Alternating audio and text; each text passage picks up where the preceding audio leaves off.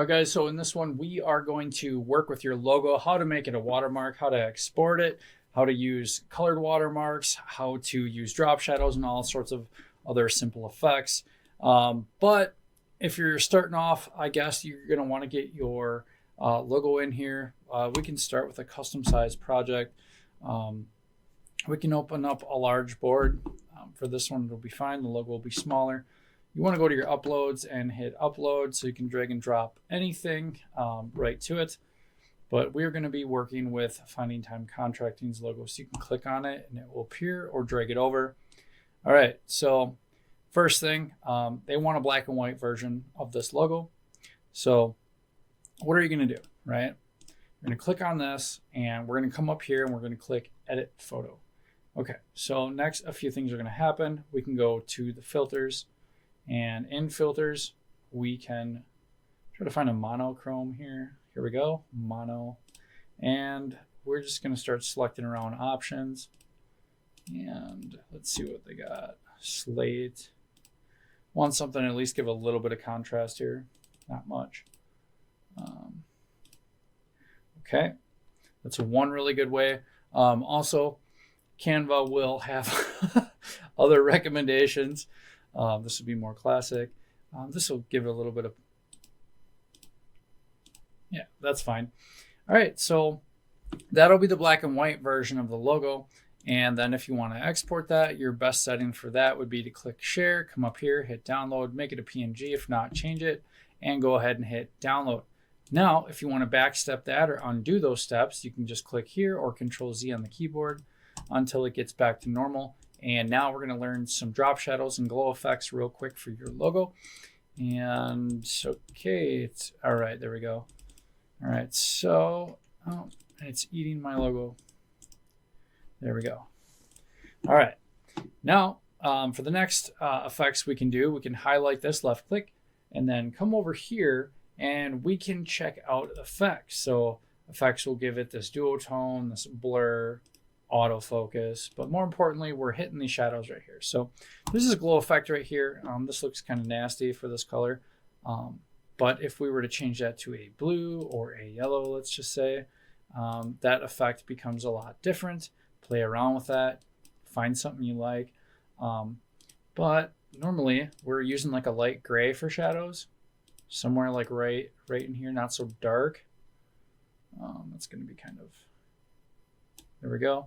It's like a little light gray, and then you can always turn up the intensity. And if you're starting to notice, like maybe it's a little pinkish, there we go. And we can turn it up, we can turn it down. We can change the distance from the watermark. So I can turn up the intensity so you can see it a little better. Change the distance, right? Change the angle.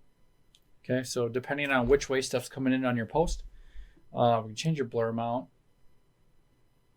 right? It's kind of fun. And then the size, lastly. Okay, but what's really cool is that's to mess around with that option right here, right? Now the drop shadow. Drop shadow is a pretty popular one. Seen this one used a lot. And obviously if we go back there, kind of like a really cool look, kind of still tell, see almost the letters. And we could blur that a little bit more if we want it less distinct. All right. And then the distance. So just showing you different options of how you guys can make your logos look and pop real smooth, turn them black and white.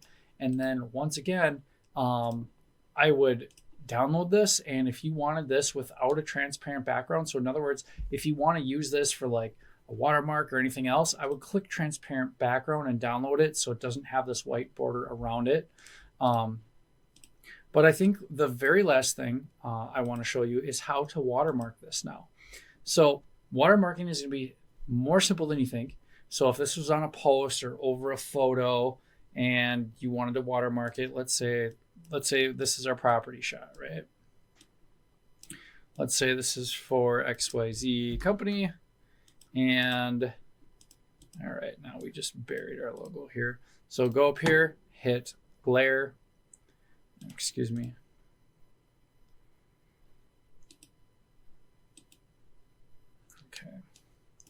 So we're just gonna go up here, hit layer, send it back, or send it back. There we go. And now if you wanted to make this a branded photo and you wanted to watermark this really big, right? Let's say you just want to watermark the whole image because for whatever. Hold this and then come up here, transparency, and knock this down just like that. Okay. But if you wanted this branded photo and you wanted this like branded in the bottom right, go here, right here, transparency again, and just figure out where you want that. And alternatively, again, if you want to just have a watermark just for like future use, you can just keep it like wherever you want for your transparency. Maybe you just want subtle, right? Or you can always adjust it per project. But there it is. There would be a watermark we could use forever, and then download, make sure it's transparent. Now you've just turned your logo into a straight up watermark, and I've just showed you a handful of other options: black and white, drop shadows, glows, you name it. Anyways, I hope you found this absolutely helpful. See you guys later.